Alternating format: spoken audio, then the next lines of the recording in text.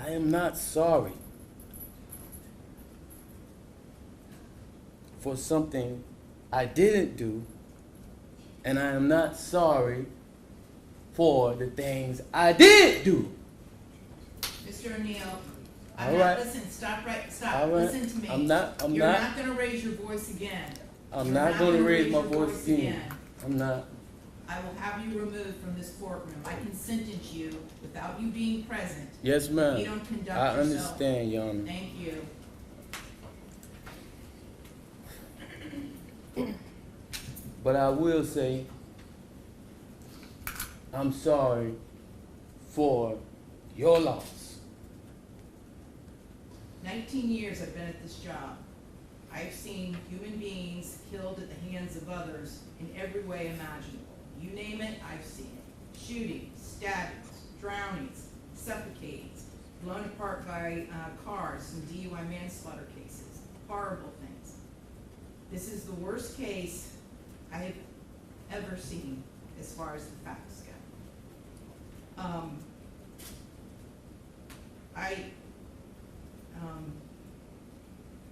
When the person from fire department, when he testified, and when he said that he retrieved the body of Ronnie O'Neal from the home, and all he could do was sob.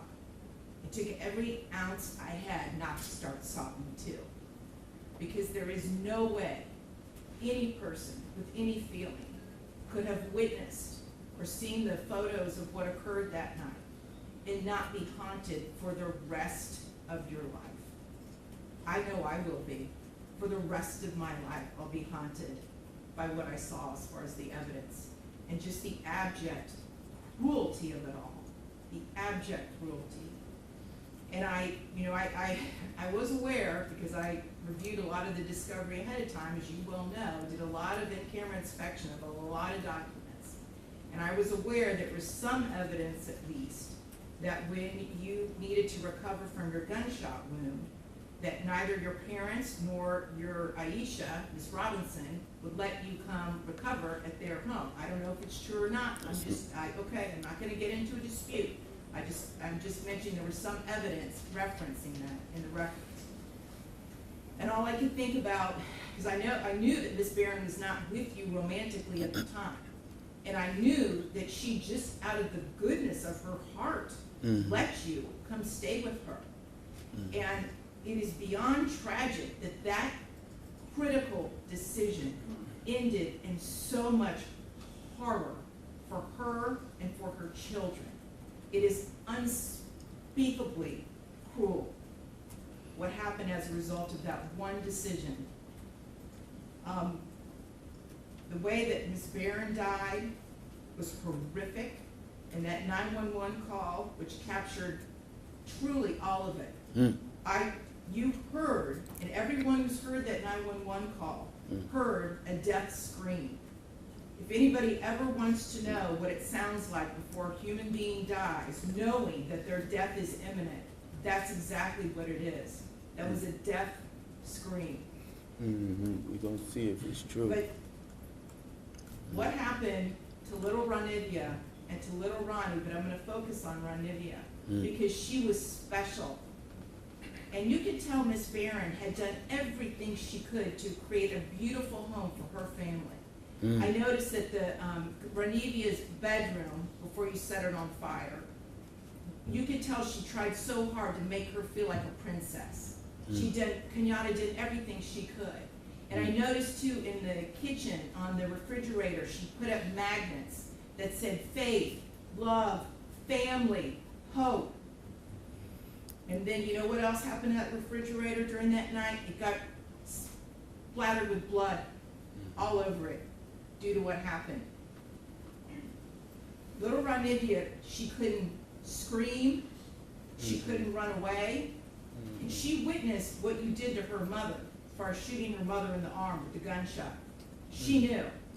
And the horror that that child suffered. And she already had a life where she was born with challenges regarding her physical and her mental disabilities. But the pain and suffering that she suffered that night at your hands, unspeakable, absolutely unspeakable. And at the moment, that first time you struck her with that hatchet, and little Ronnie testified that all he could see was tears coming out of his sister's face. At that moment, that child knew, she was being betrayed in the cruelest, most tragic and sorrowful way that a child could ever be betrayed. She was being betrayed by her parent, the one person that should be there to protect their children and love them and keep them from harm. And that was the last thing that child felt before she passed on from this earth, was your utter, cruel betrayal to her. And I read somewhere, and I don't know if it's true or not, I have no idea, but I read somewhere that souls pick their lives, and that they know exactly how difficult their lives are going to be before they enter into this world. And I don't know if that's true or not, but if it is, Ronnie O'Neal is one of the bravest souls I have ever come across in my 54 years on this planet. One of the bravest ever, ever, because she suffered so traumatically.